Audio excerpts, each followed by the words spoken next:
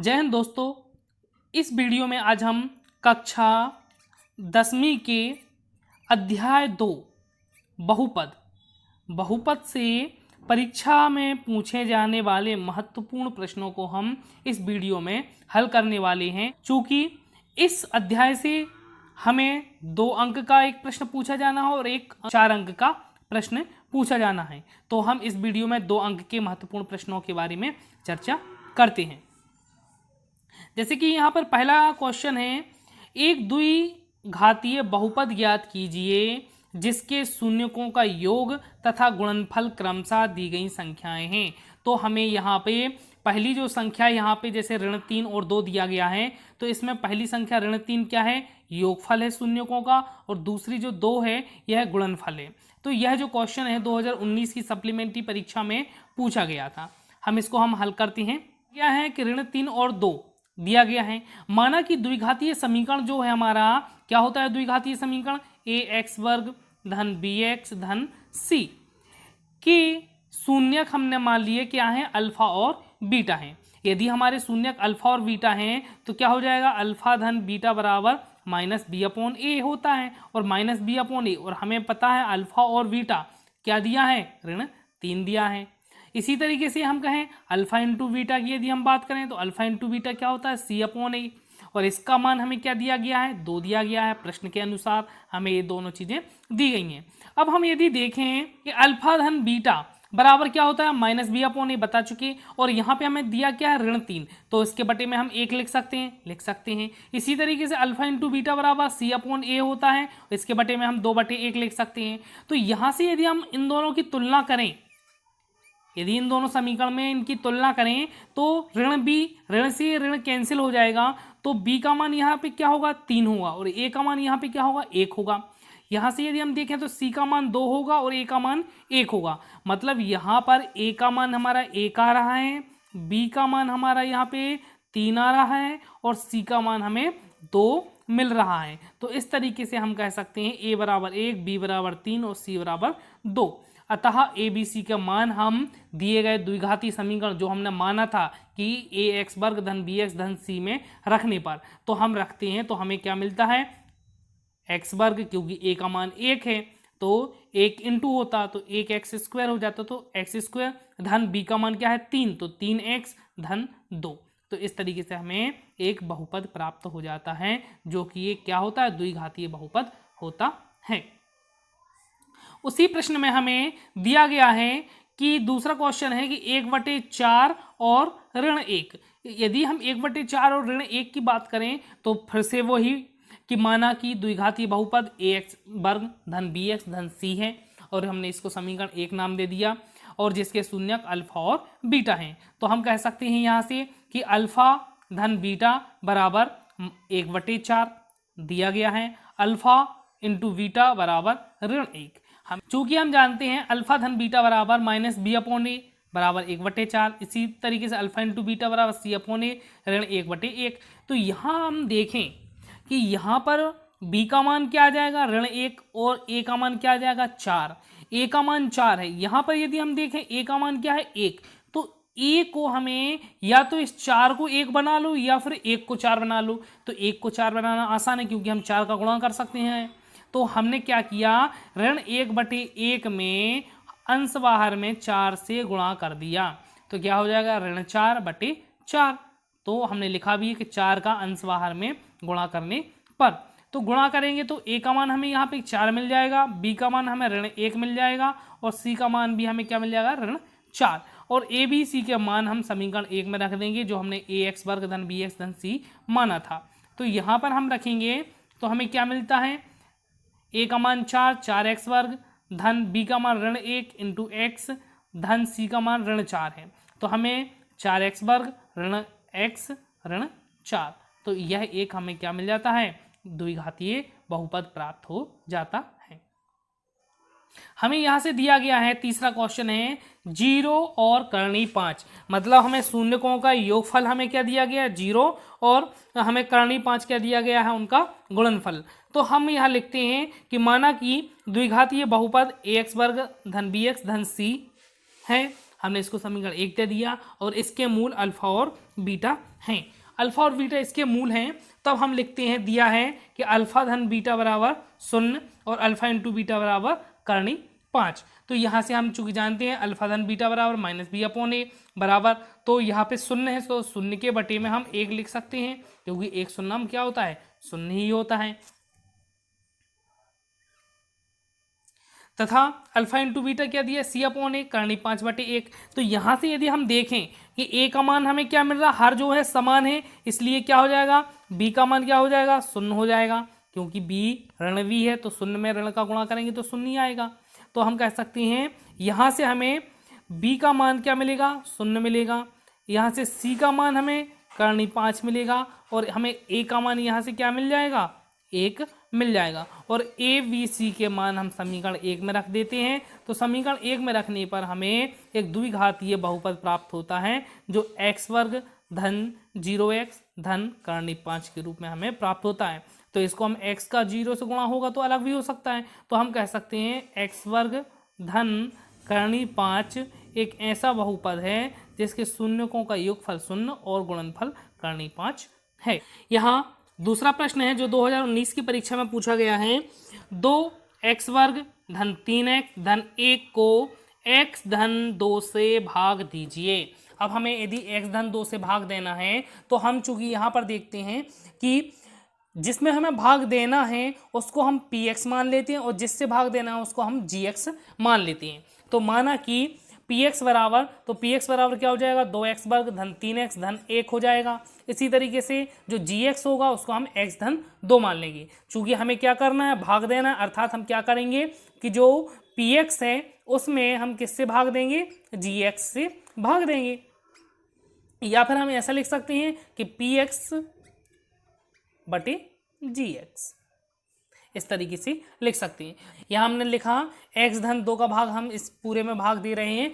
तो यहाँ पर देखो जरा, x का भाग यहाँ पे क्या है, 2x वर्ग है, यहाँ पे x है, तो x में यदि x का गुणा कर देंगे तो x का वर्ग हो जाएगा, लेकिन इसके आगे 2 है तो इसमें हमें 2 का गुणा करना पड़ेगा, मतलब 2x से गुणा करना पड़ेगा।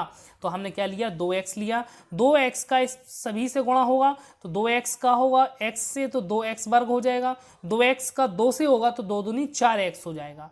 ठीक है, हम जब भाग देते हैं तो संख्या को क्या करते हैं, घटा लेते हैं, तो 2x वर्ग एक कैंसिल हो जाएगा। यहाँ से हमारा क्या बचा, यहाँ जब हम इनको घटाते हैं तो चिन्ह चेंज हो जाते हैं, इनके जो चिन्ह है, या धन का है तो ऋण का हो, ये धन का था ऋण का हो गया। तो ये 3x धन के हैं, यहाँ पे 4x ऋण के हैं, तो ऋण x प्राप्त होगा, धन 1 उतारेंगे।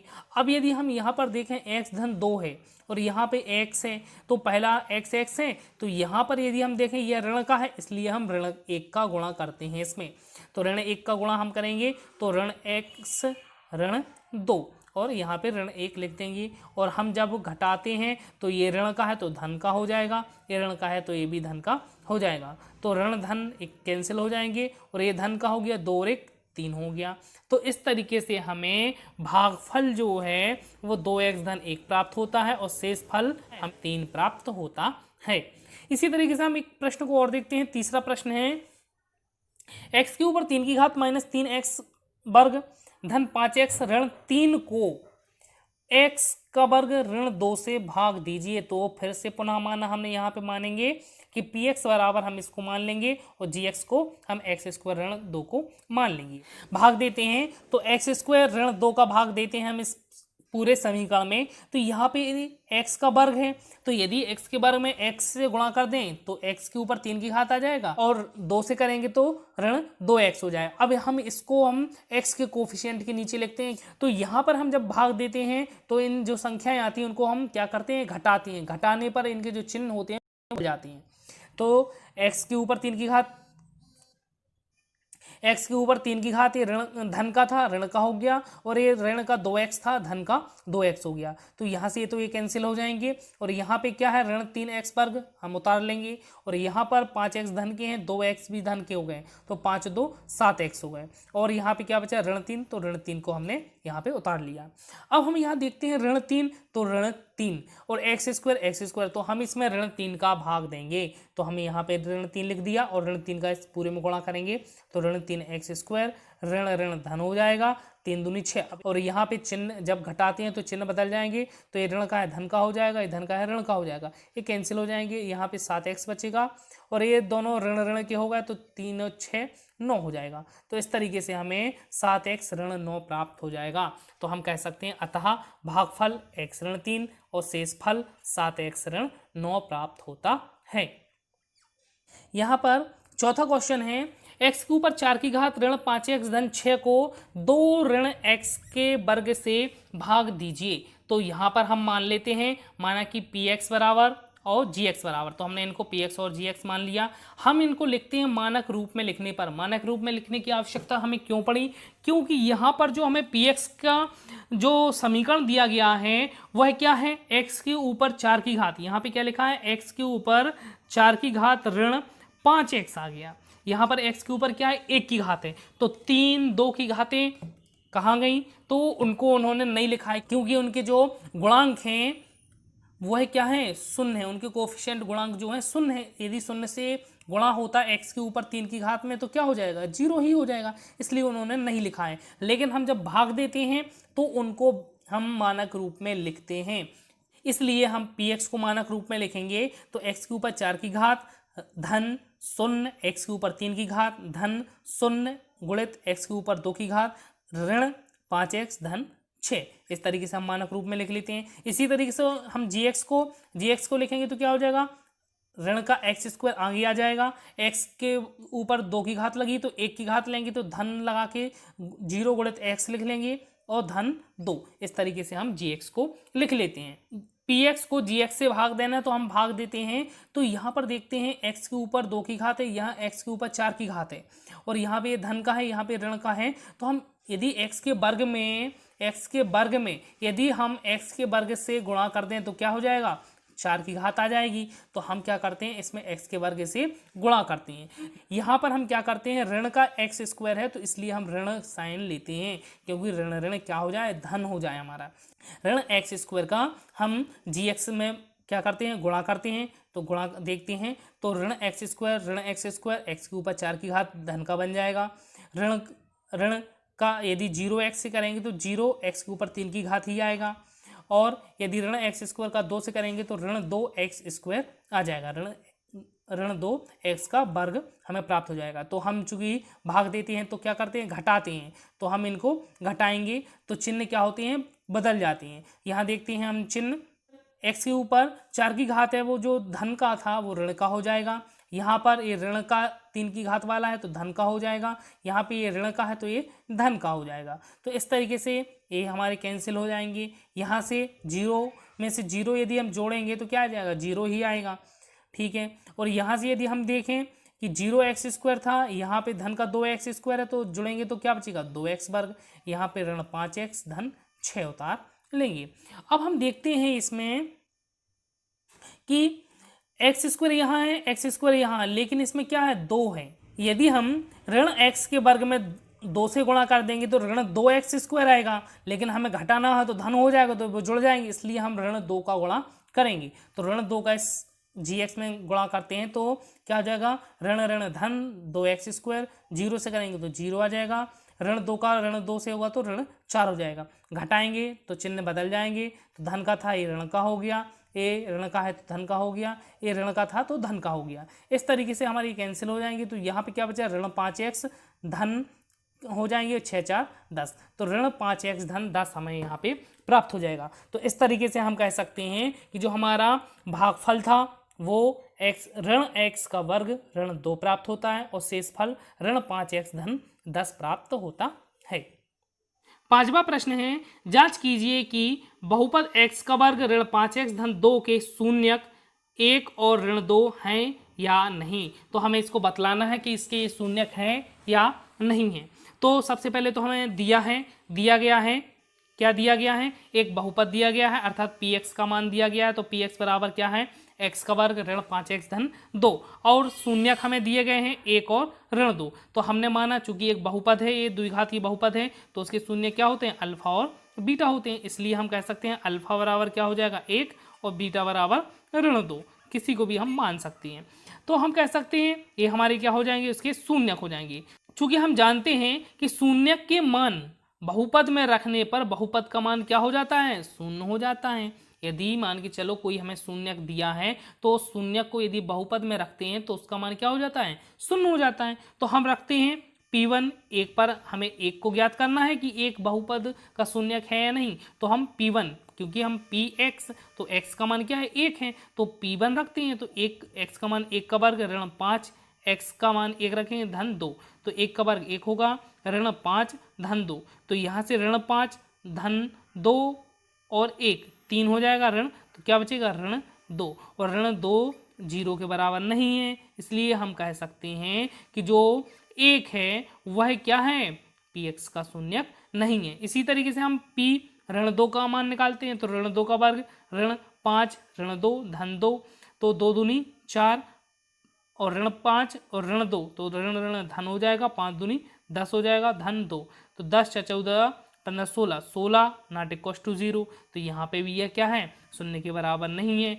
अतः हम क्या कह सकते हैं कि दिए गए 1 और ऋण 2 बहुपद के शून्यक नहीं हैं। यदि बहुपद के शून्यक होते तब इनका मान क्या होता, शून्य होता, लेकिन ये शून्य नहीं हो रहा है, इसलिए ये बहुपद के शून्यक नहीं हैं।